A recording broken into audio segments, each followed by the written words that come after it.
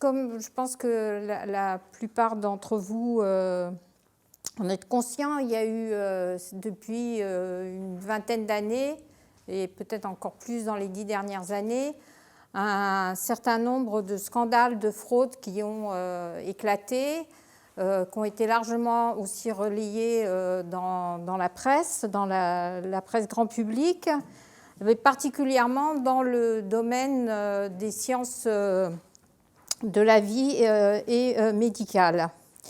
Alors souvent, on se concentre sur ces questions de fraude, mais en fait, cette fraude pourrait n'être que la pointe de l'iceberg.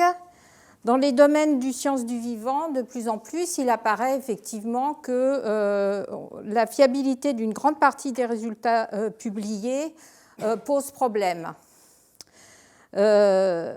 Et plus qu'à la falsification pure et simple des données, en fait, ce manque de fiabilité, de solidité pourrait être dû au développement de ce qu'on appelle des pratiques dites problématiques. On verra un peu de quoi on parle dans mon exposé. Alors, ça a cité à une prise de conscience d'un problème par les différentes institutions qui encadrent les activités de recherche, également au niveau du politique, et avec la crainte que cela alimente une défiance accrue du public vis-à-vis de la production scientifique. Alors, on va voir dans mon exposé que du coup, ça a conduit à tout un tas de comités et de mise en place de publications de guides de bonne conduite. Alors, ce qui est intéressant, c'est que guide de bonne conduite, ça voudrait dire que les scientifiques ne savent pas ce que c'est que de faire de la bonne science, puisqu'il faut leur expliquer comment produire des données fiables. Alors, comme l'a dit Julien, je voulais prendre la question à partir de l'activité concrète des laboratoires et des chercheurs, donc à partir de mon témoignage et de celui de mes collègues dans mon activité de recherche.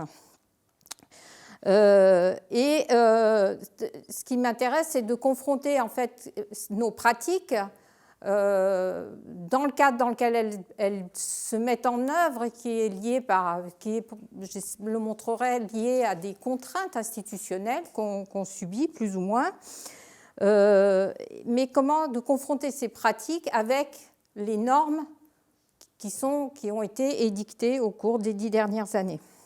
Alors, un dernier point, c'est que dans mon exposé, je me concentre sur la notion d'intégrité scientifique, qui est loin d'épuiser la question de l'éthique des sciences, puisqu'il y a aussi les questions de responsabilité sociale des sciences vis-à-vis de la société, que là, je ne parle, moi, que d'intégrité scientifique au sens d'une éthique de production de connaissances robustes. Par contre, l'intervenant Léo, qui va intervenir après moi, lui pourra très certainement élargir le propos. Alors, y a-t-il une montée en puissance de la fraude, particulièrement dans le domaine médical, biomédical, au cours des 40 dernières années? Déjà dans les années 70-80, la revue Science a publié une série d'articles sur la question. Il y avait des journalistes, avec 2 journalistes particulièrement, Nicholas Wade et William Broad, qui ont publié régulièrement une série d'articles et qui ont contribué à dénoncer un certain nombre de fraudes, essentiellement aux États-Unis. Et en 1982, ils ont publié cet ouvrage, Betrayers of the Truth. Et en fait, cette activité de dénonciation et de dénonciation en particulier sur la place publique, a conduit à des débats sur la mise en place de structures qui permettraient de répondre aux accusations de fraude. Et le Congrès américain s'est emparé de la question, en particulier avec la mise en place d'auditions au Sénat américain dès les années 81. Et cette commission était dirigée par Al Gore. Alors, on voit déjà apparaître des débats sur les causes de ce qui est ressenti comme une déviance. Mais une déviance qui montait en puissance, parce que, bon, évidemment, des cas de fraude, tous les historiens vous diront que ça a toujours existé, etc. Donc la question, c'était de savoir est-ce que ça devient plus fréquent. Alors, l'impression que ça pouvait être plus fréquent, ça pouvait être... Alors, soit on admettait que c'était plus fréquent et on se demande quelles étaient les évolutions de l'institution scientifique qui entraînaient cette augmentation de la fraude, et on mettait en cause l'évaluation, par exemple, par la bibliométrie, qui commençait à devenir de plus en plus importante, et la compétition exacerbée, en particulier pour les moyens de recherche. Une autre réponse, c'était de dire que ça n'était qu'une augmentation apparente, et qu'en fait, c'était dû, on avait l'impression qu'on avait plus de cas, mais qu'en proportion par rapport à l'augmentation du nombre de chercheurs, à la démographie scientifique, en fait, il n'y avait pas réellement d'augmentation. Et puis aussi, c'est que la fraude est davantage détectée et dénoncée. Alors, ça a quand même contribué aux États-Unis à des débats et la mise en place de différentes actions pour essayer de juguler ce qui est perçu comme un problème de plus en plus important. Alors en fin 70, il y a eu déjà des projets de loi en préparation pour essayer de contrôler davantage l'activité scientifique. Et il y a eu une résistance très forte des chercheurs qui refusaient des contrôles jugés trop pesants. Et en fait, la réponse a été de dire on va s'auto-réguler nous-mêmes, on va édicter nos propres règles, nos propres normes, de manière à éviter que ce soit les politiques qui ne connaissent rien à la réalité de l'activité scientifique qui viennent nous dire comment faire notre travail. Et en particulier, les responsables du NIH qui sont auditionnés par le comité conduit par Al Gore vont minimiser systématiquement le problème. En fin 86 démarre l'affaire Baltimore. Alors, je souligne que les protagonistes de cette affaire, qui va durer 10 ans, ont été innocentés en 1996. Mais là, il va y avoir vraiment l'ensemble du Sénat, la police est mobilisée, le FBI, des activités d'expertise, etc., vont examiner les cahiers de laboratoire. Enfin, ça prend vraiment une dimension absolument considérable. À la suite de ça, mais quand même avec une résistance forte de la prise en compte par le NIH, puisque en 88, on a un poste et demi qui est consacré au problème de l'intégrité scientifique. Et en général, on considère que c'est université par université que les problèmes doivent être traités. Alors, ceci dit, là, donc on a toujours cette tension entre la communauté scientifique qui revendique le droit de s'auto-réguler en disant qu'elle est la seule à pouvoir définir ce que c'est qu'une bonne activité scientifique, et puis les politiques qui disent nous, on finance la recherche et donc on veut un pouvoir de contrôle et on ne peut pas faire confiance aux scientifiques.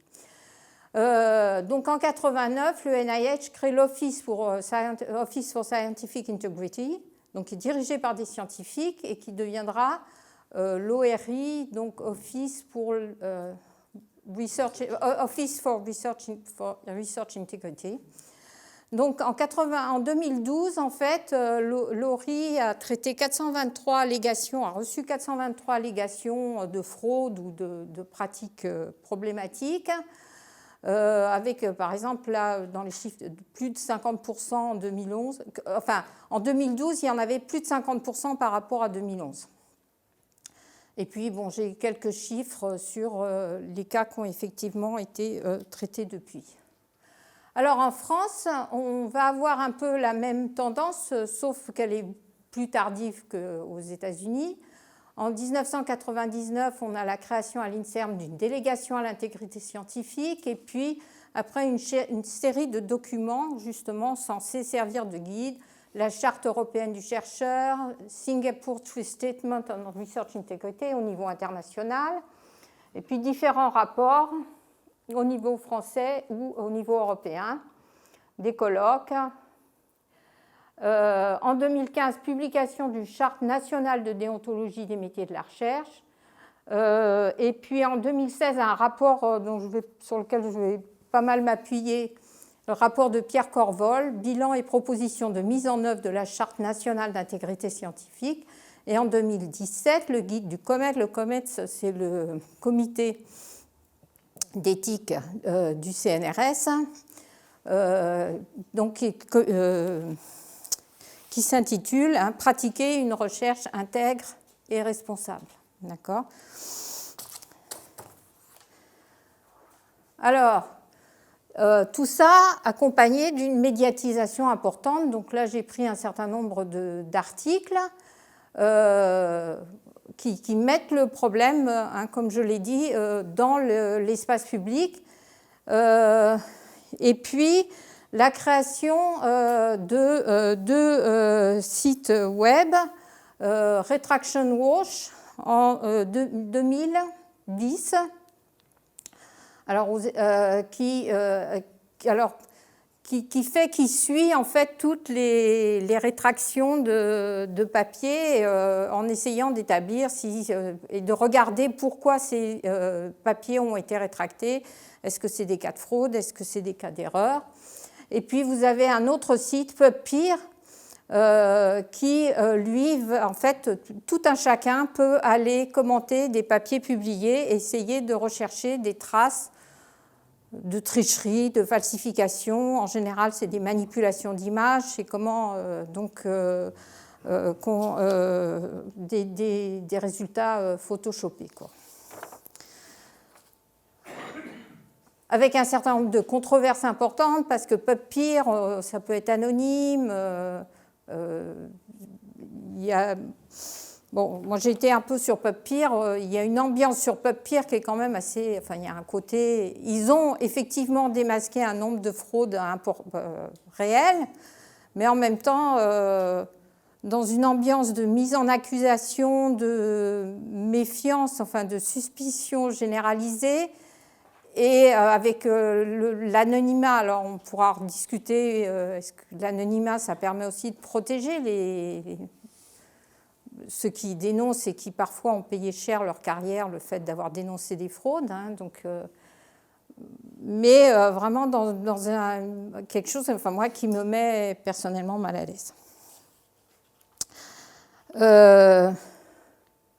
Alors, quelque chose aussi qui a eu un impact important, c'est quand les entreprises se plaignent.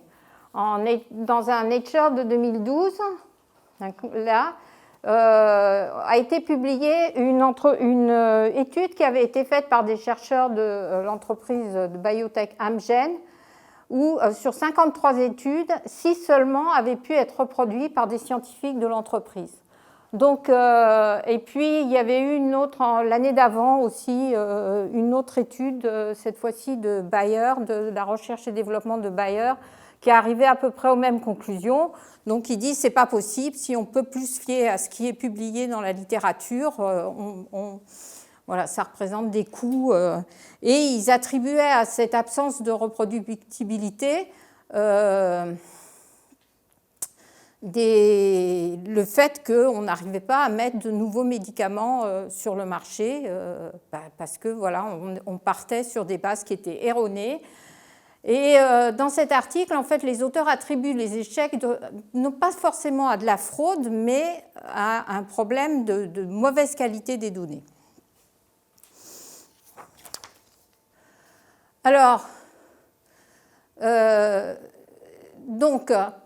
on peut, donc, par rapport justement à cette distinction entre fraude et mauvaise qualité des données, on peut essayer de voir ce qu'on met en général dans tous ces textes normatifs sous le terme d'intégrité scientifique. ou de manquement à l'intégrité scientifique. Alors les principaux manquements, par exemple dans le rapport Corvol, ils sont définis comme FFP, fabrication, falsification, plagiat. Donc ça, c'est les 3 péchés majeurs. Mais à côté de ça, il y a diverses pratiques douteuses ou questionnables avec la notion de zone grise. Alors des zones grises, c'est les conflits d'intérêts, les conflits de signature, l'embellissement de données, l'omission ou la sélection de résultats, l'émiettement des publications, l'utilisation incorrecte des statistiques, surtout, enfin en tout cas c'est vraiment ce qui ressort explicité dans le rapport Corvol. Alors, quelle fréquence, en fait, de toutes ces pratiques, difficiles à évaluer. Selon le rapport Corvol, pour la France, entre 2010 et 2015, il y aurait 2 cas de fabrication, 22 de falsification. Alors, la fabrication, c'est quand on invente carrément les données. Ça se fait aussi, par exemple, il y a eu des cas de fraude assez spectaculaires avec des essais cliniques qui n'ont jamais été faits. Donc on invente les sujets, on invente les résultats. La falsification, ça va être plus effectivement de créer des faux résultats en jouant avec Photoshop, par exemple. Plagiat. Et puis, conflit, alors beaucoup de conflits sur les signatures, par exemple. Donc j'ai déjà cité les rapports de Bayer et d'Amgen. Alors la zone grise. Cette zone grise est une dérive sans doute fréquente, difficile à cerner, et bien que moins grave que la fraude caractérisée, elle entache les résultats de la recherche. Il faut savoir si elle est répétée ou intentionnelle ou pas, due alors à une incompétence ou à un laxisme, ou si elle résulte d'une mauvaise méthodologie de recherche. C'est à elle, du fait de sa fréquence et de son apparent aspect banal et anodin, qu'il faut prêter une attention particulière. Alors c'est sûr que ces pratiques de zone grise, parce qu'elles sont ou seraient beaucoup plus fréquentes que la fraude proprement dite, peuvent avoir beaucoup plus d'impact négatif sur la solidité des connaissances produites. En même temps, ce qui est frappant dans le rapport Corvol, c'est que c'est vraiment quelque chose qui est purement décrit de façon purement individuelle. D'accord ? C'est le chercheur qui se livre, qui est laxiste ou incompétent ou qui n'adopte pas la bonne méthodologie de recherche. Mais comment expliquer une augmentation de la fréquence s'il n'y a pas des facteurs institutionnels, sociaux, etc., qui auraient aussi une part de responsabilité? Donc, je vais peut-être pas, en fait, j'ai déjà listé un petit peu, selon le rapport Corvol, tout ce qui rentre dans cette zone grise. Et donc, du coup, il y a la publication, en particulier dans le guide du COMETS, ou d'un certain nombre de guides, de guides de bonne conduite. Selon la Charte nationale de déontologie des métiers de la recherche, il faut respecter la réglementation. Bon, fiabilité du travail de recherche. Les résultats doivent être communiqués dans leur totalité. J'ai mis les points en gras que je pense intéressant de discuter dans la pratique, de manière objective et honnête. Seuls signent dans les publications les personnes remplissant la qualité d'auteur selon les critères internationaux. Alors, il ne précise pas quels sont les critères internationaux, mais on verra un petit peu après. Il y a d'autres cas où c'est un peu détaillé, précisé. Mise en œuvre des missions confiées par son employeur. Donc là, on voit qu'on a déjà des normes qui peuvent rentrer en conflit. Parce que l'éthique, par exemple, de la recherche, propre aux scientifiques, n'est pas forcément la même que les exigences de l'employeur. D'accord ? Ou ce qui est prévu par la réglementation. Évaluation impartiale, transparence sur les conflits d'intérêts, confidentialité. Collaboration avec des partenaires publics ou privés, il faut préserver l'indépendance du chercheur. Formation de jeunes chercheurs à ces règles. Concrètement, alors, vient le moment de publier. On a vu qu'il fallait surtout tout mettre. On n'élimine rien, on n'embellit pas les résultats, on ne sélectionne pas. Et puis, ne pas émietter les publications. Donc, on attend pour publier qu'il y ait suffisamment de résultats, des conclusions suffisamment étayées.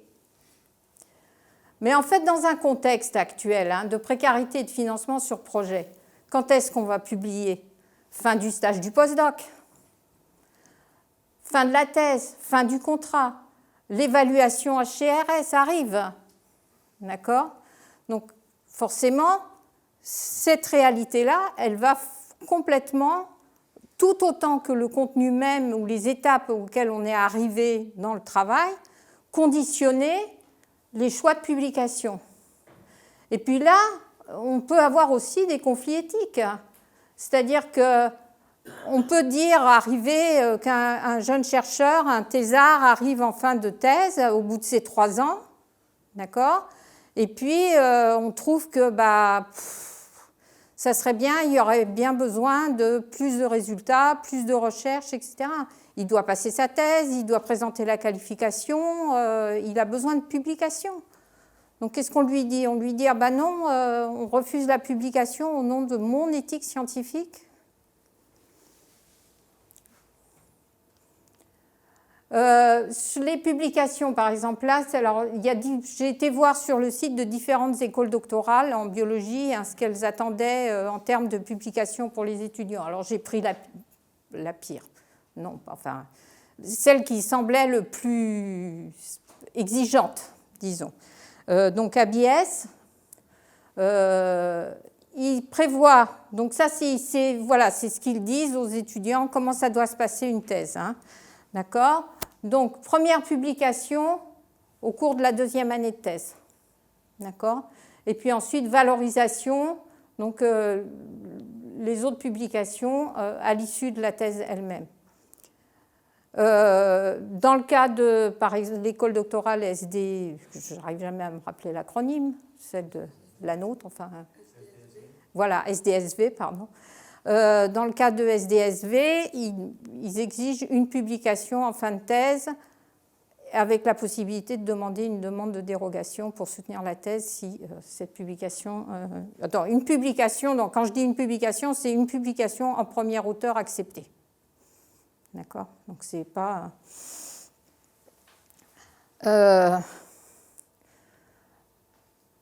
Alors, sur la question de ne pas sélectionner et d'embellir les résultats. Il y a déjà eu des débats sur la question de est-ce qu'un article scientifique reflète la réalité du processus de découverte, du processus expérimental tel qu'il se produit dans la réalité. Donc en 1963 déjà, Peter Medawar avait fait une présentation sur le thème. Donc là, c'était plus un point de vue finalement d'historien ou de sociologue des sciences, mais de dire que lui, ce qu'il reprochait, c'est que l'article scientifique donne une vision complètement faussée du processus de la recherche. D'accord? Parce que il n'y a pas tout... Enfin, si vous comparez des cahiers de laboratoire et puis ce qui est raconté dans l'article scientifique, il y a un monde. D'accord?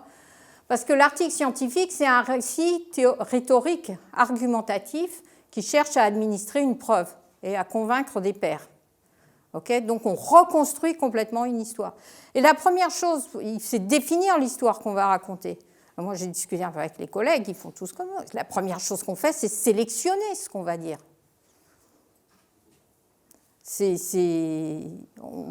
Donc, entre les manips qu'on juge qui ont été ratées, ou simplement celles qui ne vont pas faire partie de l'histoire finale, etc.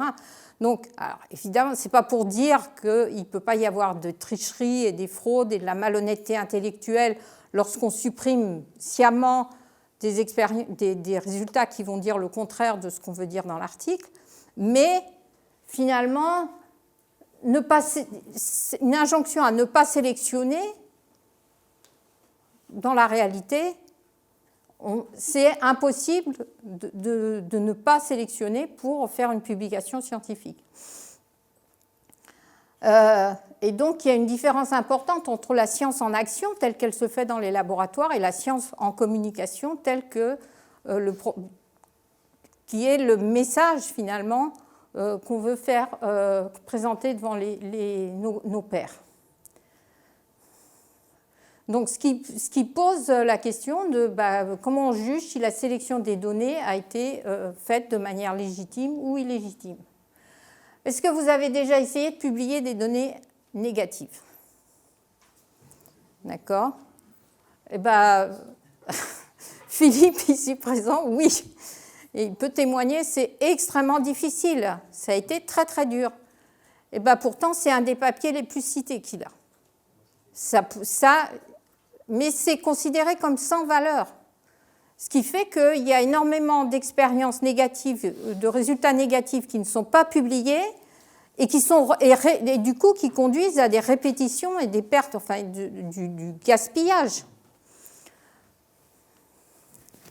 Alors, le problème des signatures, ça c'est ce qu'on trouve dans le guide du COMETS, pratiquer une recherche intègre et responsable.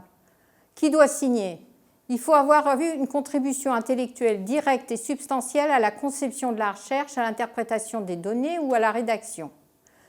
Il faut avoir la capacité à défendre tout ou partie du contenu de la publication. L'auteur correspondant se porte garant de l'exactitude du contenu de sa publication dans son entier. Alors là, ça pose le problème des collaborations très interdisciplinaires. Tous les signataires doivent pouvoir bénéficier des retombées du travail publié. Ça paraît très bien. Alors, des principes à la réalité. Au sein d'une équipe, doit-on associer à une publication un étudiant, un postdoc moins chanceux, qui lui a été moins chanceux avec son propre projet? C'est-à-dire jusqu'où on considère que la recherche est une activité collective.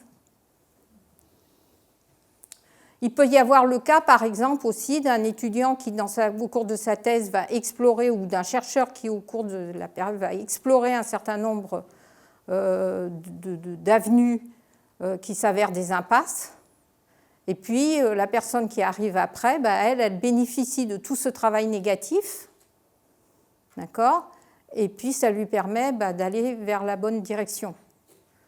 Et ceux qui ont accumulé les résultats négatifs, qu'est-ce qu'ils deviennent ? Et est-ce que leur travail, le temps passé, n'a pas contribué aux résultats? Après, j'ai déjà soulevé le problème de la recherche interdisciplinaire. On nous encourage à faire de la recherche interdisciplinaire.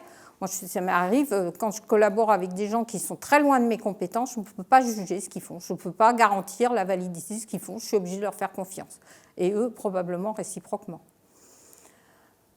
Alors, en principe, fournir du matériel déjà publié ou des financements ne suffit pas pour justifier une signature. Mais alors, comment on fait par rapport à tous les rapports de force et les jeux hiérarchiques dans lesquels notre activité s'exerce? Et par exemple, comment expliquer l'exceptionnelle carrière de M. X, je ne citerai pas son nom, qui a signé plus de 3000 articles au cours de sa carrière, dont plus de 150 chaque année au cours des dernières années. D'accord ? 150 articles par an. Vous pouvez calculer combien ça fait par semaine. D'accord ? Et le temps que ce monsieur peut consacrer à chacun de ces articles. Je pense qu'il n'a même pas le temps de les lire. Eh bien, ça l'a pas. Je veux dire, j'ai rencontré personne pour dire, mais c'est absolument scandaleux. Donc, là aussi, il y a... pas forcément dans les instances d'évaluation que j'ai pu fréquenter. Donc, je veux dire, si ce type de pratique marche, fonctionne, vous permet d'avoir des carrières exceptionnelles, on peut toujours nous publier des guides de bonne pratique. Alors, l'évaluation idéale vue par le COMETS, évaluateur compétent, doté d'une vision large, sans conflit d'intérêts, n'évalue pas ses collaborateurs ou ses compétiteurs, n'utilise pas ce qu'il entend pour l'usage de son laboratoire, transparence, qualité des arguments, il évalue qualitativement et non quantitativement. Alors moi, l'évaluation vue par le chercheur. Bon, d'abord, on a une multiplication des évaluations, ANR, HCRS, etc. Donc il faut beaucoup d'évaluateurs. Alors, soit l'évaluateur est compétent et c'est un collaborateur ou un compétiteur, soit il est trop éloigné des domaines pour être compétent. Là, je suis peut-être un peu provocatrice, mais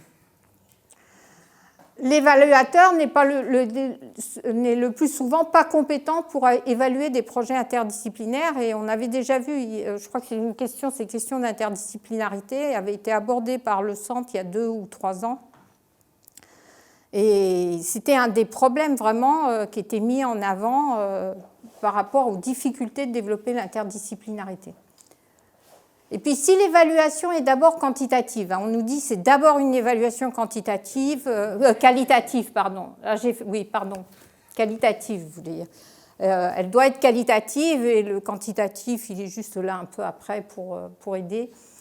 Donc est d'abord qualitative réalisée par des pairs compétents. Pourquoi nous demande-t-on d'indiquer maintenant systématiquement les facteurs d'impact des revues dans lesquelles on publie ou notre facteur H, Et puis, que fait l'évaluateur de votre demande ANR avant même de la lire? Il va sur PubMed pour compter votre nombre de publications et puis, évidemment, vous allez donner votre numéro hors site pour être sûr qu'il ne se trompe pas. Alors, un dernier point aussi, c'est Open Science. Les résultats doivent être portés à la connaissance de la communauté scientifique et du public. Très bien. L'auteur et les co-auteurs disposent de l'ensemble du droit sur leur manuscrit jusqu'à la signature du contrat de cession de ces droits patrimoniaux à l'éditeur. C'est-à-dire pas très longtemps, quoi. Tout résultat de recherche issu des laboratoires et susceptible d'intérêt économique peut être transféré. La demande de brevet est conditionnée à la non-publication préalable des travaux sous quelque forme que ce soit. Donc, dans un domaine où, maintenant, dans un contexte où le mot qui prime, c'est innovation. Et puis aussi, je voulais signaler, c'est quand même l'open science, c'est très très bien, mais alors qu'est-ce que ça donne à un juteux activité éditoriale, puisque de plus en plus, les labos paient pour publier. Les revues les plus prestigieuses sont les plus chères, d'accord? Donc il y a des bons travaux qui peuvent ne pas pouvoir aller dans des revues pour des questions des revues, disons, prestigieuses pour des raisons financières, parce qu'ils n'ont pas les moyens. Et puis on a de plus en plus, on voit des cas de revues, enfin dans le domaine, en tout cas dans notre domaine biomédical, des revues qui sont des revues voyous, quoi, enfin qui sont des revues qui prennent à peu près n'importe quoi pourvu qu'on paye. Alors aussi, on nous dit que les applications possibles ne doivent pas être amplifiées de manière injustifiée. Alors moi, je vous propose d'essayer ça dans votre prochaine demande ANR. Le projet proposé s'inscrit dans l'axe alimentation et système alimentaire. Bon, j'ai pris un des axes de l'ANR, des priorités, qui a pour objectif, et là c'est les termes de l'ANR, de proposer une offre alimentaire répondant aux besoins des consommateurs, accessible à tous, favorable au bien-être et à la santé, en développant une alimentation saine et durable, basée sur un système économique résilient qui crée des emplois, partage la valeur de façon équitable entre les acteurs et favorise le développement des territoires. Mon projet ne prétend pas résoudre ces problèmes majeurs pour l'humanité. Très modestement, il s'attelle à la compréhension, alors là vous mettez le phénomène étudié de votre choix, en s'attachant à produire des données fiables sur lesquelles d'autres recherches, elles aussi modestes mais solides, pourront s'appuyer. Vous verrez si vous aurez votre financement. Et voilà, pour amorcer le débat, nous, jeunes chercheuses et jeunes chercheurs, donc ça c'était une publication à la Confédération des jeunes chercheurs, sommes aux premières loges de cette compétition et de la fièvre poussant à publier coûte que coûte. L'obtention d'un poste ou de financement pour des recherches est bien souvent conditionnée aux publications précédentes, etc. Donc je vous laisse. Le vacillement de l'intégrité d'une partie de la recherche, du fait même de ses acteurs et actrices, est probablement un des effets pervers du manque de financement criant de la recherche publique, un de plus dans une situation insoutenable. Voilà, j'ai fini.